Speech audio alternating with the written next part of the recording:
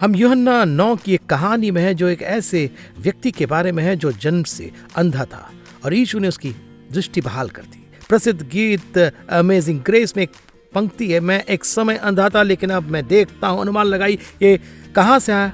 यूहन्ना 9 से। अब यदि आप पिछली बार हमारे साथ नहीं तो सुनिए, आज का संदेश अपने आप में संपूर्ण है। हम अभी इसमें प्रवेश करेंगे तो मैं बस इतना ही कह सकता हूं कि तैयार हो जाइए। एक साथ चलिए वचन को सुनते हैं।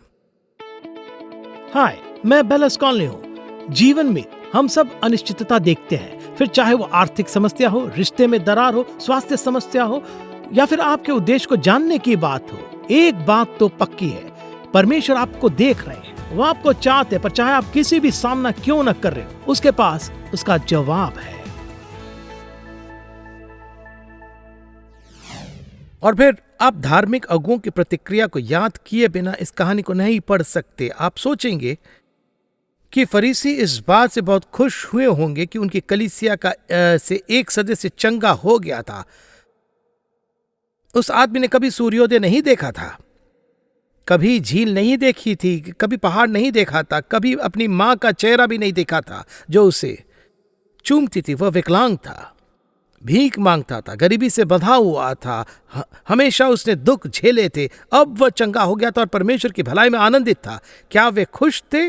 नहीं, उन्हें उसकी परवाह नहीं थी और न ही उन्होंने कभी की। उन्हें केवल उस व्यक्ति में दिलचस्पी थी जिसने उसे एक गलत दिन चंगा किया था और शब्द को तोड़ा था। वे यीशु से नफरत करते थे। उन्होंने उसका गुस्सा इस गरीब आदमी पर उतारा। जहां तक उनका सवाल था, उन्हें उसकी छोटी सी थाली और सफेद बेंत के साथ ज्यादा पसंद था। वह एक अंधा भिखारी था। अब वह यीशु के एक भविष्यवक्ता कह रहा था कि वे परमेश्वर से उन्हें ये जरा भी पसंद नहीं आया।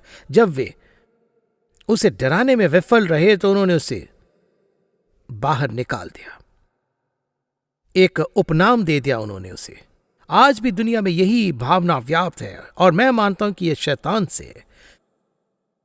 अगर हम किसी की बात नहीं सुनना चाहते तो हम उन्हें एक उपनाम दे देते हैं। हाँ, वह एक षड्यंत्रकारी है, कोई फर्क नहीं पड़ता कोई सबूत है या नहीं, उन्हें एक उपनाम दे दिया जाता है। इसलिए अब उनकी कोई बात सुनने की जरूरत नहीं। या वह वामपंथी है, कोई फर्क नहीं पड़ता कि वह क्या कहना चाहता है, वो कोई सबूत है या नहीं, उसकी सुनने की जरूरत नहीं, क्योंकि उसे एक उपनाम दे दिया गया। वो एक ऐरा गहरा सन की आदमी। हम लोगों को उपनाम देते हैं और हम उन्हें चुप करा देते हैं। हम तथ्यों को अनदेखा और सच्चाई को अनसुना करते हैं। यही तो उन्होंने किया। उन्होंने कहा कि तुम पूरी तरह पाप में पैदा हुए थे। शाब्दिक अर्थ है तुम पूरी तरह से भ्रष्ट हो और यह तुम्हारे माता पिता का पाप है, यह तुम्हारा अपना पाप है और हम न्यायी हैं। यहां से चले जाओ, हमें तुम्हारी बात सुनने की जरूरत नहीं। फरीसियों के खिलाफ उस आदमी का तर्क सही था, यह बाइबल से था, मजबूत था। वे उसे सुनना नहीं चाहते थे तो उन्होंने उसे एक उपनाम दे दिया और बाहर निकाल दिया। जिस क्षण उन्होंने उसे एक उपनाम दिया, उन्होंने कहा कि हमें अब तुम्हारी बात सुनने की जरूरत नहीं, हमें उस पाप के लिए दोषी नहीं बनना है। यह विभाजन उत्पन्न करता है, संघर्ष उत्पन्न करता है, यह शैतान की ओर से है। क्या आप जानते हैं कि बहुत से धार्मिक लोग उन लोगों का उपहास करते हैं जिन्होंने प्रकाश का अनुभव किया है और जिन्हें यीशु ने मुक्त किया है। वे अपने घेरे में नाव को हिलाने वाले किसी को नहीं चाहते। उन्हें अपनी मृत औपचारिकता, अपने अनुष्ठान पसंद। अगर कोई आता है और चीजों को हिलाता है तो वे इसे बाहर निकाल सकते हैं। मैंने कई साल पहले लास एलामेटोस में एक बाइबल अध्ययन कराया था। कुछ साल पहले जब हमने कलीसिया शुरू भी नहीं किया था, शायद उसे 4 या 5 साल पहले कॉटनवुड में। अभी भी ऐसे लोग हैं जो उस बाइबल अध्ययन आते हैं और आपको बता सकते हैं कि यह सच है। नियमित रूप से आने वाले लोगों में से एक ने अपने साथ एक दोस्त को लेकर आए थे। वह एक महिला को लेकर आए थे जो विकलांग थी। वो जिस महिला को लेकर आए थे वह मुश्किल से चल पाती थी। अधिकांश दिनों में वह बिस्तर से उतर नहीं पाती थी। अच्छे दिनों में वह इस तरह से चल पाती थी। सचमुच देखना कठिन था। उस बाइबल अध्ययन में हमने उसके ऊपर हाथ रखा और उसके लिए प्रार्थना की। यीशु ने चमत्कारिक रूप से उसे सबके सामने ठीक कर दे। अद्भुत, शानदार।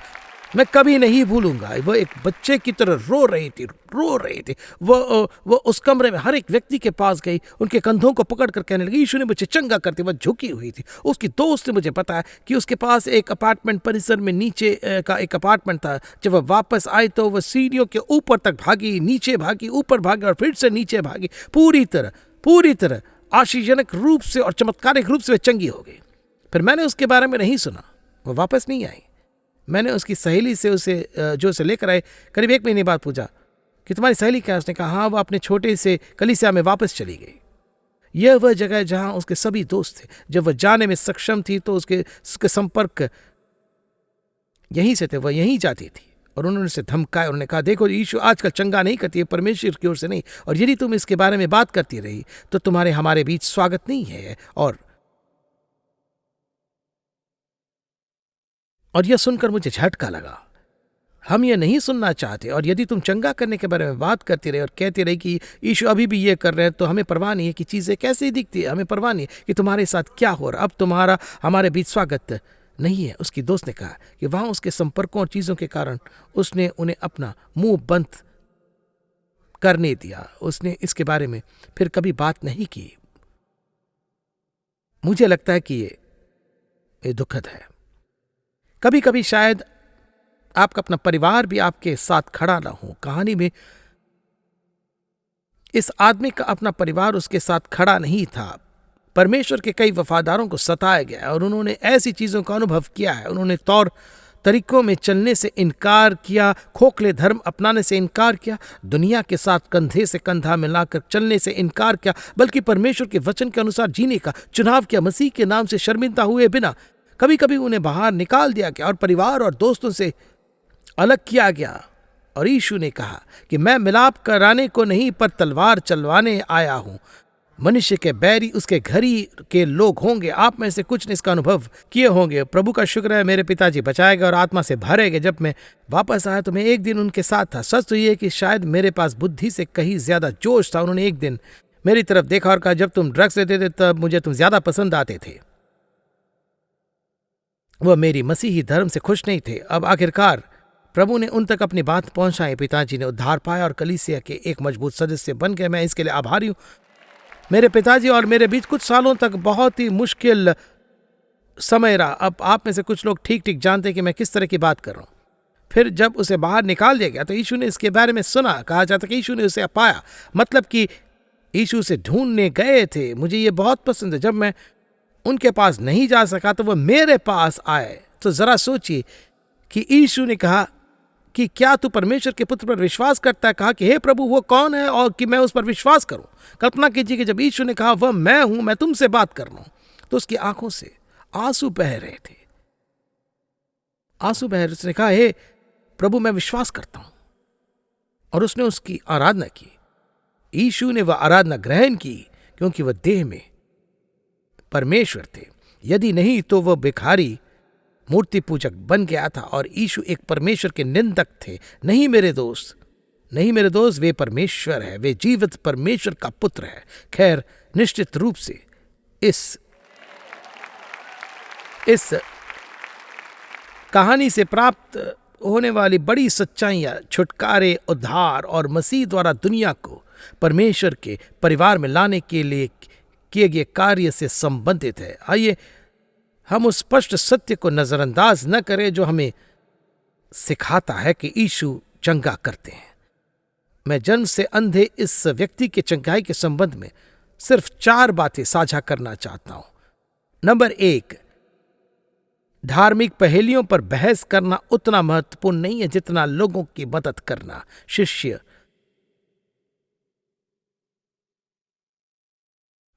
सिर्फ बहस करना चाहते थे। चलो धार्मिक बहस करते हैं। किसने पाप किया, उसने या उसके माता पिता ने, कि वह अंधा क्यों पैदा हुआ? सुनिए, लोगों की मदद करना मुश्किल चीजों पर धार्मिक बहस से ज्यादा मुख्य है। मुझे याद है कि एक बार एक सभा के बाद एक आदमी जो पहली बार कलीसिया में आया था सीधे मेरे पास आया और वह बहस करना चाहता था, संदेश के बारे में नहीं। लेकिन जब किताबों की दुकान खुली थी, वह उपकक्ष में हुआ करता था, तो वह किसी ऐसी किताब के बारे में बात करने लगा जो उसे पसंद नहीं थी और जो किताबों की दुकान में थी। मुझे तो ये पता भी नहीं था कि वह किताबों की दुकान में थी। वहाँ मौजूद किताबों से मेरा कोई लेना देना नहीं था। किताब में कुछ ऐसा था जिससे वह सहमत नहीं था, तो वह मुझे डांट रहा था। वह फिर बहस और वाद विवाद करना चाहता। मैंने कहा मुझे उस किताब के बारे में नहीं पता, लेकिन वह शांत नहीं हुआ, सिर्फ इस पर धार्मिक बहस करना चाहता था। इस बीच उसके पीछे एक पंक्ति लग गई थी, बैसाखी पर कोई था, एक महिला थी जो बार बार उठ और बैठ रही थी। उसका पति उसके साथ था। पता चला कि वो कैंसर के अंतिम चरण में थी। वो प्रार्थना के लिए आई थी और यह आदमी इस बात से पूरी तरह अनजान था। उसने मुझे लगभग 20 मिनट तक वहां रखा। वह बात करना और बहस करना बंद नहीं कर रहा था। इस बीच उसके पीछे वास्तविक जरूरतों वाले लोग कतार में खड़े थे। यह इस कहानी में जो हम देखते हैं उसकी एक तस्वीर है। मैं इसे फिर से कहूंगा, धार्मिक पहलुओं पर बहस करना लोगों की मदद करने वाले जितना मुख्य नहीं है। क्या आपने देखा कि यीशु ने कभी जवाब क्यों नहीं दिया? जब इस आदमी की स्थिति की बात आई तो यीशु ने क्यों का जवाब नहीं दिया, लेकिन उन्होंने राहत और चंगाई जरूर दिया। हम ये जानने की कोशिश में बहुत व्यस्त हो सकते हैं कि कुछ चीजें क्यों या कैसे होती है, किसी को यह त्रासदी क्यों झेलनी पड़ी। दोस्तों, परमेश्वर के अलावा किसी के पास इन सभी बातों का जवाब नहीं है। मुझे पता है कि हम एक पतित दुनिया में रह रहे हैं। सब कुछ उस तरह से नहीं चलता जैसा प्रभु ने शुरू में सोचा था। एक दिन वह एक नया स्वर्ग और एक नई पृथ्वी बनाने जा रहा है। सब कुछ एकदम सही क्रम में होगा। कोई रोना धोना नहीं, कोई आंसू नहीं, कोई बीमारी नहीं। इस बीच हमारे पास शैतान नामक एक विरोधी है जो गरजने वाले सिंह की तरह घूमता है और तलाश करता है कि कैसे निगल जाए। दुनिया भर में पाप की सभी संतानें, हम रोमियो 5 में पढ़ते हैं कि आदम के पाप के द्वारा ही मृत्यु दुनिया में आए। बीमारी बस प्रारंभिक मृत्यु है। विनाश, ये सभी चीजें पाप की संतान के रूप में दुनिया में आई। मेरे पास इन सभी का उत्तर तो नहीं है, पर मैं उस व्यक्ति को जानता हूं जिनके पास ये सब है। मेरा मुख्य काम लोगों की मदद करना है, ना कि हर धार्मिक बहस को सुलझाने की कोशिश करना। अगर आपके पास कोई जरूरी सवाल है तो यह अलग बात है, लेकिन कुछ लोग सिर्फ बहस के लिए बहस करना चाहते हैं। नंबर 2, परमेश्वर का काम चंगा करना है। जब शिष्यों ने पूछा किसने पाप किया था कि अंधा जन्मा, जिस मनुष्य ने या उसके माता पिता ने, यीशु ने उत्तर दिया, न तो इसने पाप किया न माता पिता ने, परंतु यह इसलिए हुआ कि प्रभु के काम उसमें प्रकट हो। जिसने मुझे भेजा है, हमें उसके काम करना अवश्य है ताकि प्रभु के काम उसमें प्रकट हो। दूसरे शब्दों में, प्रभु के काम कभी अभी तक उसमें प्रकट नहीं हो। अंधापन प्रभु का काम नहीं था, परंतु दृष्टि बहाल करना था। क्या आप ये जानते हैं कि बस एक दिलचस्प बात है, नए नियम की सभी मूल पांडुलिपियां पपीरस पर लिखी गई है और उसमें कोई पूर्ण विराम नहीं है। ये सभी बड़े अक्षरों में और शब्दों के बीच कोई अलगाव नहीं है। सभी विराम चिन्ह, सभी पदनाम, सभी अध्याय पदनाम स्पष्टता के लिए अनुवादकों द्वारा जोड़े गए थे और परमेश्वर का शुक्र है कि उन्होंने ये किया। सभी शब्द प्रेरित है, लेकिन पूर्ण विराम हमेशा प्रेरित नहीं होते। मैं आपको बस यह सुनाना चाहता हूं कि मुझे लगता है कि इसे कैसे लिखा जाना चाहिए। यीशु ने उत्तर दिया, न तो इस आदमी ने पाप किया न इसके माता पिता ने, विराम। न तो इस आदमी ने न ही इसके माता पिता ने पाप किया है, विराम। लेकिन परमेश्वर के काम उसमें प्रकट होने चाहिए। मुझे उसके काम करने चाहिए, मुझे जिसने मुझे भेजा है, विराम। किसी भी तरह हम जानते हैं कि प्रभु के काम उसमें तब तक प्रकट नहीं हुए थे जब तक कि यीशु ने उसकी आंखें नहीं खोली। जरा सोचिए कि अंधे आदमी ने आयत 5 में यीशु के शब्दों को सुना। अगली बात जो उन्होंने कही, मैं जगत की ज्योति हूं। यह इस अंधे आदमी के लिए विश्वास की शुरुआत थी।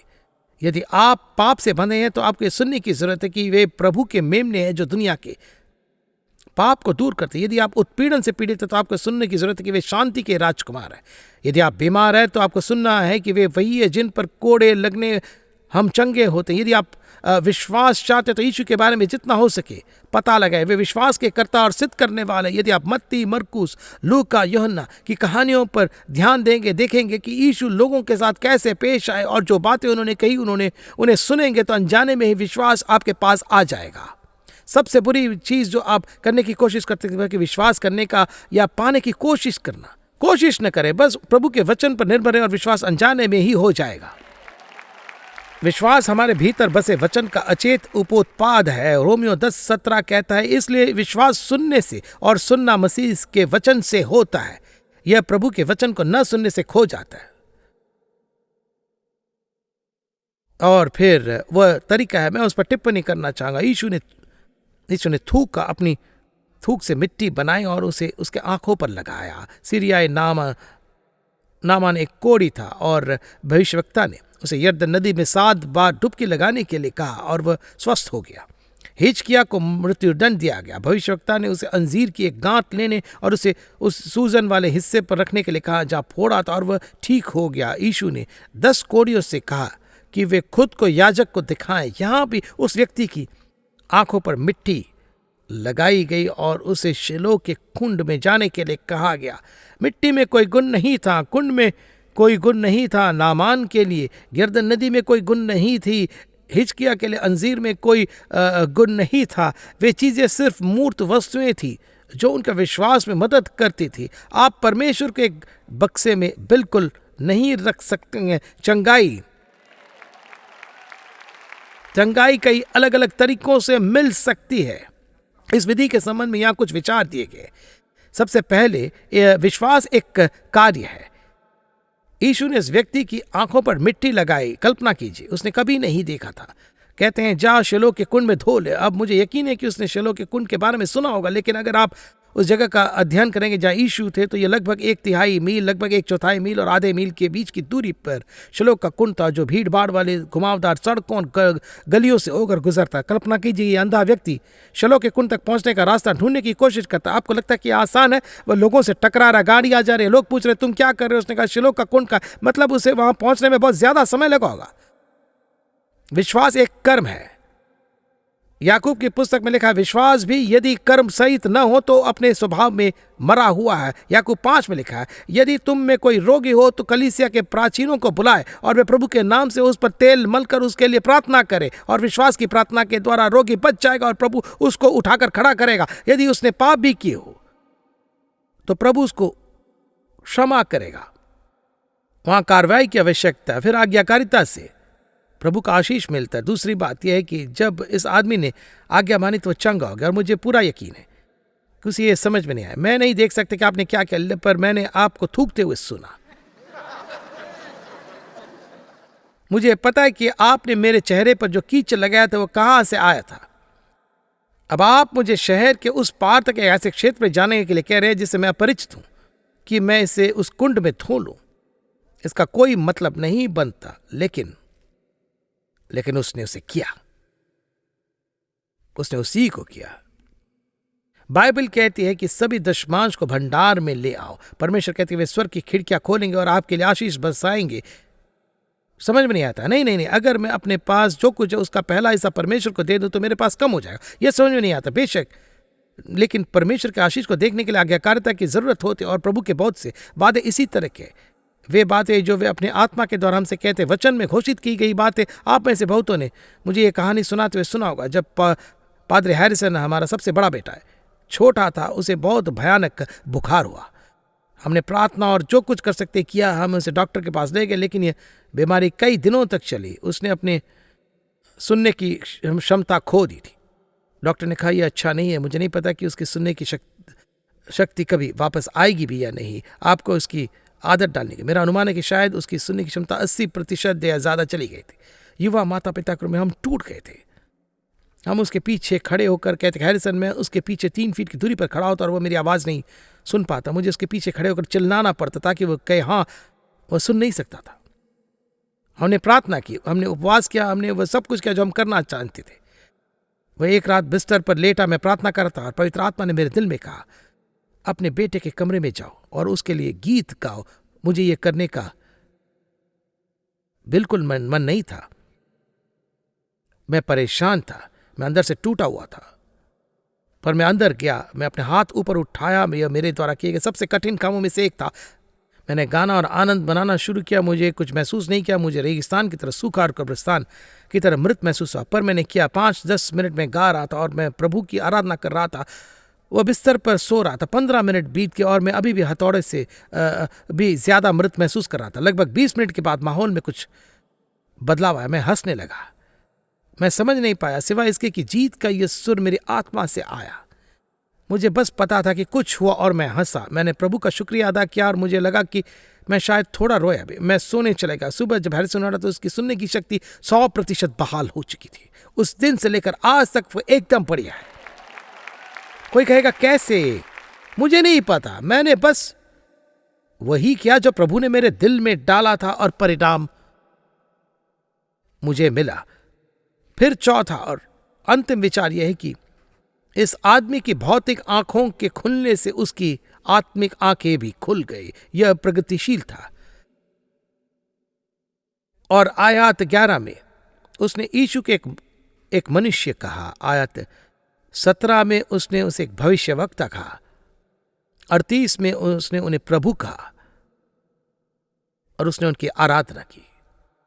प्रेरितों के काम 8 में फिलिप्पुस समरिया शहर में गया। वहां चमत्कार हुए, चंगाई हुई और अलौकिक ने उनका ध्यान आकर्षित किया। फिर वचन का प्रचार किया गया, वे बचाए गए। प्रेरितों के काम 9 में 8 साल से लकवाग्रस्त हनन्याह के चंगाई के द्वारा उस एक व्यक्ति के चंगाई के परिणाम स्वरूप 2 शहर मसीह में आए। कहा जाता है कि लिड्डा और शारोन में रहने वाले सभी लोगों ने उसे देखा और प्रभु की ओर मुड़ गए। हम सुसमाचार के इस पहलू को कभी न छोड़े या कम न आंकने पाए। महान आदेश बीमारों पर हाथ रखना, दुष्ट आत्माओं को निकालना और सुसमाचार का प्रचार करना है। यीशु अब भी चंगा करते हैं, अब भी वो उद्धार करता है, वे अब भी शांति के राजकुमार है। वे किसी भी तरह से कम नहीं हुए। हमें एक संपूर्ण और साहसी और दयालु और सुसमाचार का प्रचार करना है। फिर से मैं इस बात पर जोर देना चाहूंगा कि मैं आपके सामने एक ऐसे व्यक्ति के रूप में खड़ा हूं जिसके पास सभी उत्तर नहीं है, लेकिन मैं उस व्यक्ति को जानता हूं जिनके पास है। आपके जीवन में जो कुछ भी टूटा हुआ यीशु से ठीक कर सकते हैं। आपकी परिस्थितियां चाहे जितना भी अंधकार में क्यों न हो, यीशु के पास प्रकाश है। वे सबसे खराब परिस्थितियों में आपकी मदद कर सकते हैं। उनका हाथ छोटा नहीं हुआ कि वे बचा न सके। दोस्तों, वे सर्वशक्तिमान है। हमारे प्रभु के लिए कुछ भी इतना कठिन नहीं है। वे शक्तिशाली है। शायद आपका अतीत मेरे जैसा हो सकता है। मैंने बहुत सारी गलतियां की और बहुत सारे गलत विकल्प चुने। मैं बहुत परेशानी में पड़ा और मेरे जीवन में कई लत थे। एक 12 वर्षीय बच्चा वो पहला व्यक्ति था जिसने मुझसे यीशु मसीह के बारे में बताया और मेरे साथ उद्धार साझा किया। इसने मेरी दुनिया को हिलाकर रख दिया। और जब मैंने यीशु को अपनाया तब वे मुझे खोज रहे थे। जब मैंने कहा कि हाँ, तो उन्होंने मेरा जीवन बदल दिया। शायद आप मेरे जैसे अतीत और इतिहास वाले किसी व्यक्ति से संबंधित हो सकते हैं। दूसरी ओर मैं वास्तव में किसी ऐसे व्यक्ति से बात कर रहा था जिसकी बेटी अब विस्कॉन्सिन में है। जेनेट सभा शुरू होने से पहले हमें आपके बारे में थोड़ी सी बात करनी थी। मेरी पत्नी जेनेट मध्य विस्कॉन्सिन की एक किसान की बेटी है। इस महिला ने अपने जीवन में कभी सिगरेट नहीं पी है। वह हर तरह से मेरे विपरीत थी। मुझे लगता है मैंने धूम्रपान करना तब शुरू किया जब मैं 11 साल का था। एक दिन मैं उसे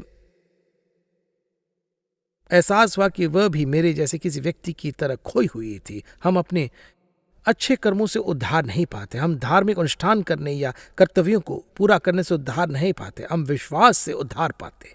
और यीशु मसीह परमेश्वर के पुत्र एक कुंवारी से पैदा हुए थे। वे इस दुनिया में आए, उन्हें एक पाप रहित जीवन जिया, उन्हें दुष्ट क्रूर हाथों से पकड़ा गया और उन्हें सूली पर चढ़ा गया। उन्हें हमारे विकल्प के रूप में क्रूस पर मौत की सजा दी गई। क्रूस की भयानक मौत। अगर आप इसके बारे में पढ़ते हैं तो मेरा मतलब यह आप में एक सिहरन उत्पन्न करता है। यह उस समय दुनिया में मौजूद मृत्युदंड का सबसे बुरा रूप था। यह लोगों को बहुत लंबे समय और बहुत बुरी तरह पीड़ित करता था। यह उनके बलिदान का सबसे बुरा हिस्सा नहीं था। बाइबल कहते हैं जो पाप से अज्ञात था उसी को उसने हमारे लिए पाप ठहराया। यशायाह ने कहा उसकी आत्मा हमारे पापों के लिए बलिदान हो गई। परमेश्वर ने मेरे पाप को यीशु पर डाल दिया। झूठ बोलने की सजा, व्यभिचार की सजा, हत्या की सजा, किसी चीज जिसके बारे में आप सोच सकते हैं, उन सभी पापों की सजा यीशु पर डाली गई। उन्होंने इसे स्वेच्छा से सहन किया। क्यों? ताकि हम मुक्त हो सकें। यह समझ के परे है। यह बहुत बहुत बड़ा है। यह बहुत भव्य है। लेकिन उन्होंने किया। एक ऐसा प्रेम है जिसे समझना मुश्किल है। अनंत काल तक हम इस प्रेम की गहराई में डूबे रहेंगे। इसकी सीमाओं को खोजने की कोशिश करेंगे पर कोई सीमा नहीं मिलेगी, कोई ऊंचाई नहीं मिलेगी, कोई सीमा नहीं मिलेगी, कोई गहराई नहीं मिलेगी जिस तक नहीं पहुंचा जा सके। ऐसा प्रेम यह दर्शाता है कि आप प्रभु के लिए कितने मूल्यवान हैं और वे आपके जीवन को बदलना चाहते हैं, पर आपको तैयार रहना होगा। मुझे पिछले सप्ताह पादरी हैरिसन का संदेश बहुत पसंद आया, बहुत शानदार था। उन्होंने अनुग्रह और पाप के कटाव के बारे में बात की। ईशो में वैसे ही नहीं छोड़ते जैसे हम थे। नहीं, ठीक है, मुझे इस सूची को इंगित करना है, बस थोड़ी प्रार्थना करनी है और फिर मैं ठीक हो जाऊंगा और मैं जैसे चाहूं वैसे जी सकता हूं। नहीं, वे हमें बदल देते हैं। और जिस क्षण से हम मसीह को गले लगाते हैं और उनके वचन में समय बिताते हैं, उनकी आत्मा हमें उनकी छवि के अनुरूप ढालना शुरू कर देती है, अंदर से बाहर तक। ये एक अद्भुत बात है, हमेशा मजेदार नहीं, लेकिन ये अद्भुत है। अगर आप वाकई में गंभीर हैं तो मैं आपको प्रार्थना करने के लिए कुछ शब्द दूंगा। अगर आप इनके इर्द गिर्द सच्चे दिल से नहीं बनेंगे तो कोई मतलब नहीं। अगर आप अपने दिल को इन शब्दों से बांध लेंगे और उन्हें प्रभु से कहेंगे तो वे आपकी बात सुनेंगे। मेरे पीछे ऊंचे शब्दों में प्रार्थना करें, कहें कि प्रेमी परमेश्वर, मैं विनम्रतापूर्वक आपके सामने आता हूं। मैं विश्वास करता कि यीशु मसीह आपके पुत्र है, कि आप दुनिया से बहुत प्रेम करते हैं, कि आपने उन्हें दुनिया के लिए मरने भेजा।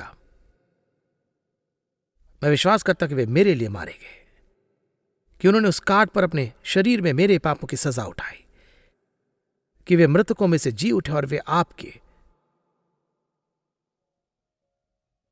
दाहिने हाथ पर बैठे हैं।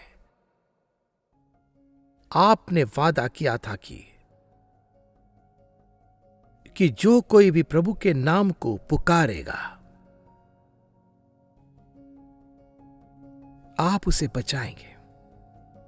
मैं प्रभु के नाम को पुकार रहा हूं, यीशु मुझे बचाए।